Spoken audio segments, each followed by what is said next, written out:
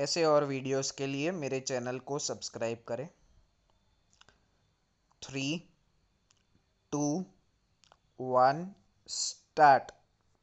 Contention of Muhammad Arif Khan, learned senior advocate, assisted by Muhammad Aslam Khan, advocate for the petitioner, was that the will dated 4/7/1991, executed by Hassan in favor of the petitioner and registered as per law, was duly proved by examination of one of the attesting witnesses, but the same has been disbelieved by the courts below only on the ground it excluded the natural legal heirs, and also that there were certain discrepancies in the will, such as the last page appeared to have been added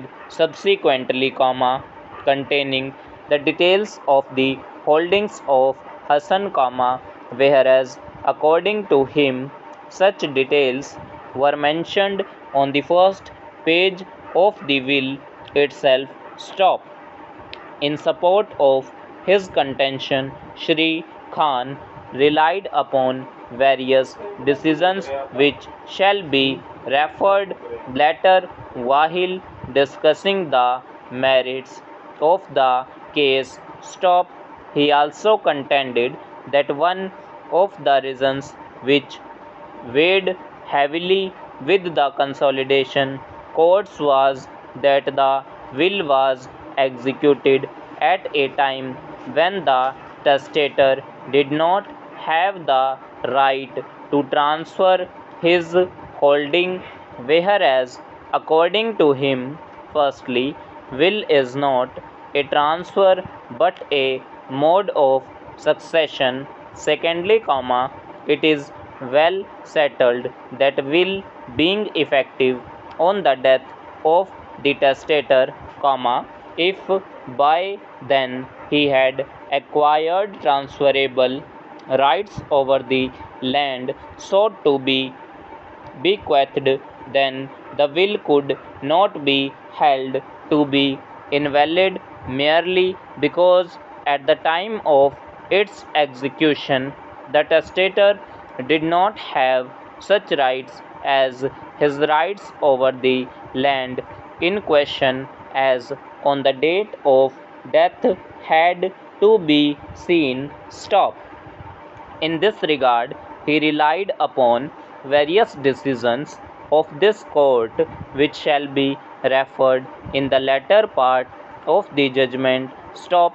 Lastly, Shri Khan contended that the petitioner had filed an application for getting the signatures of Hassan as appearing on the will examined by a handwriting expert, but the said application was never decided and findings were recorded as to the validity of the will, ignoring the same, which according to him was an apparent error committed by the courts below. Stop para. On the other hand, Shri Ajmal Khan, learned counsel appearing for the contesting private respondents, the sons of Hassan, contended that Section 170 of the UP ZA&LR Act barred the execution and registration of such a will by a Sirdar or a Bhumidar with non-transferable rights, therefore, in the face of such statutory bar, the will could not be read in evidence, nor could the petitioner claim any title based thereon. Stop. According to him, execution of such a will was also contrary to the object contained in sections 195 and 198 of UPZA an LR Act which was to grant land to landless laborers for their sustenance and livelihood stop, relying upon a decision of this court reported in 2006 within bracket 1 JLR 789 Man Singh versus Additional Collector Muzaffarnagar and others, he contended that if transfer of land in such a way is permitted, it will defeat the very object for which the land has been granted to a landless laborer and will encourage their exploitation. Stop para.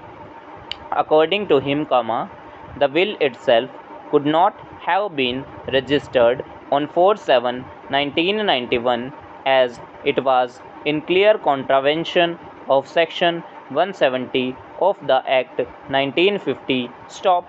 Furthermore, learned counsel argued that apart from the will having not been proved as per law, it was also shrouded with suspicious circumstances as Hassan was an employee of the petitioner and worked at his brick kiln when the will is said to have been executed. The petitioner, that is the employer, was in a dominant position so as to influence Hassan.